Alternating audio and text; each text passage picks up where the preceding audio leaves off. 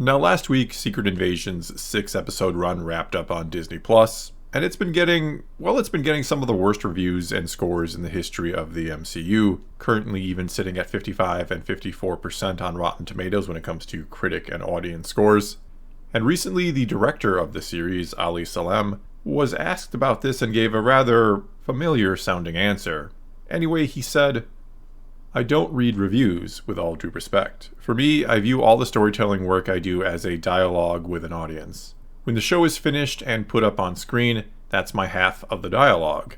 And the audience then starts their half of the response to it. I think that's valuable, but I don't know. I don't know how to answer the question. I don't feel bad about mixed reviews. If you had unanimously good reviews, every movie would gross $10 billion trillion, right? Projects resonate with different people at different times for different reasons, and Marvel has a very devoted, even rabid fan base who have expectations, and when their expectations aren't fulfilled, they move in the other direction, they give it a thumbs down. I don't know, is it our job to fulfill their expectations or to tell the story that we're telling? So it's a tricky thing. I would love it if everybody loved it, but I also don't have that expectation myself, so I feel great about the response to it." And I don't know, something about this response immediately reminded me of this Mark Hamill and Ryan Johnson clip from a few years back now, from the time of The Last Jedi. Repeat, but like when you make edgy, bold decisions like you did in this movie, how worried are you that you might also piss off people that are? Can I just say though, a lot of times I would say to Ryan, we got to think about the fans. Yeah. And he said, no, we got to think about the story and we got to think about our movie. Which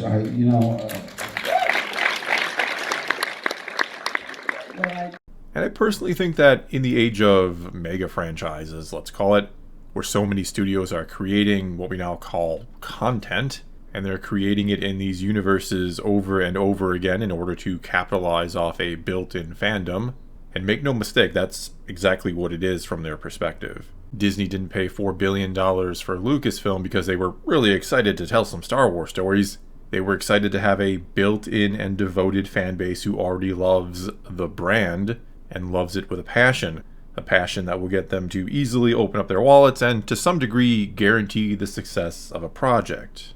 As I've said many times before, fan may have its origin in the word fanatic, but it's very much another name for customer, and not just any customer, but a loyal one that will happily come back for more and more, and even if they like what they're getting, they'll hype it up for you. They'll hype it up for the studios by wearing merchandise, posting about it on social media, telling friends and family to watch it, and so on.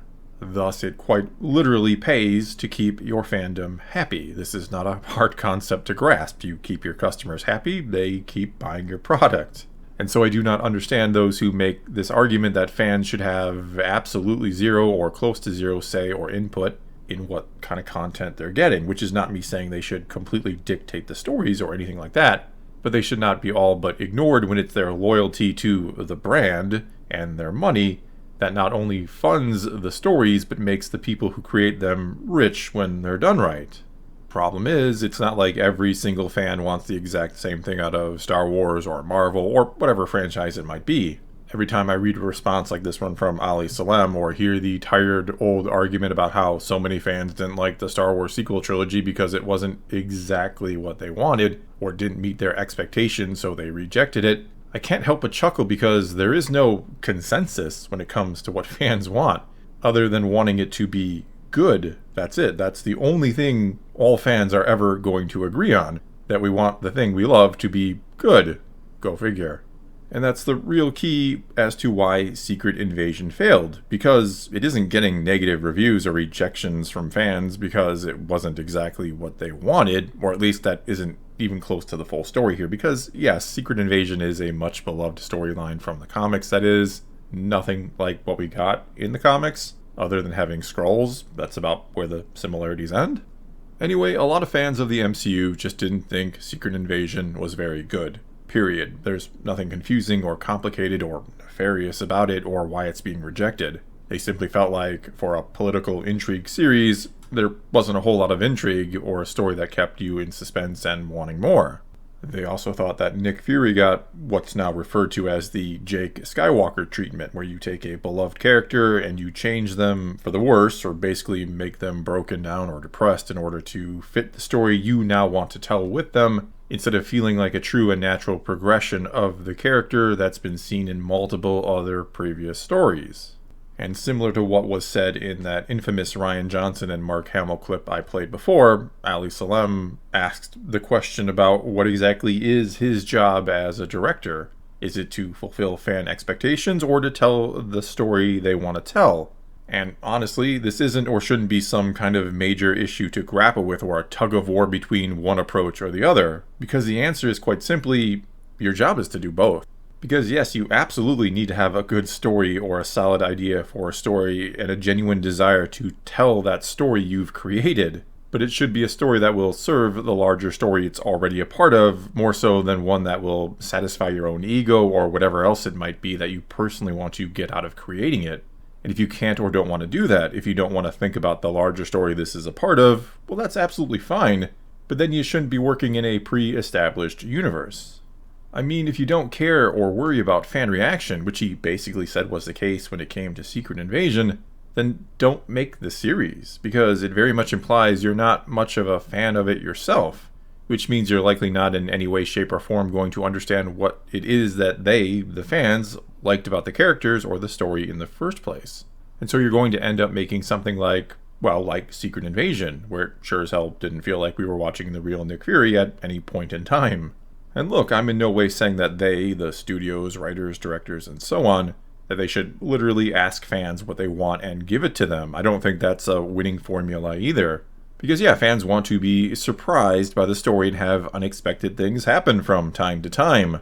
They're just getting tired of that unexpected thing that happens being a radical change to a beloved character off screen or between stories. And if you really want to, for example, break a character like Luke Skywalker or Nick Fury, if you truly feel there's a great story to be told there, well, you can do it, but you have to earn it in story first. You have to sell the fans on exactly how and why it happened to this character.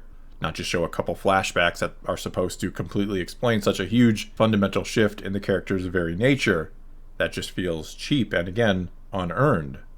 Basically what I'm getting at here is that when you hire the proper writers and directors who are fans themselves and understand and have love and reverence for the source material, or who at the very least are willing to learn and have appreciation for it, which is basically the case with Tony Gilroy and what he did with Andor. He's admitted he's not much of a Star Wars fan, but he still wants to do right by the franchise and the fans. Anyway, when you hire the right people for these jobs, instead of just looking for what's hot now, which has been a Lucasfilm trend for a while now, they'll both know how to tell a great story in-universe and have it be something fans enjoy. And it should be almost instinctual for them, I'd argue. And they certainly won't have to ask themselves at any point about, which one am I trying to do? Am I trying to make something for the fans or tell the story I want to tell? Because those two will naturally be one and the same. Well, that's all I got for you this time. Now it's your turn to weigh in on this one and tell me what you think about his comments, or what you think about what I had to say about them. Is creating stories in these massive franchises like Star Wars or Marvel, is it really that hard, or is it something that is relatively easy when you have the right person doing it? Whatever you think, leave those comments below and let's talk some Star Wars. And until next time, thanks for watching.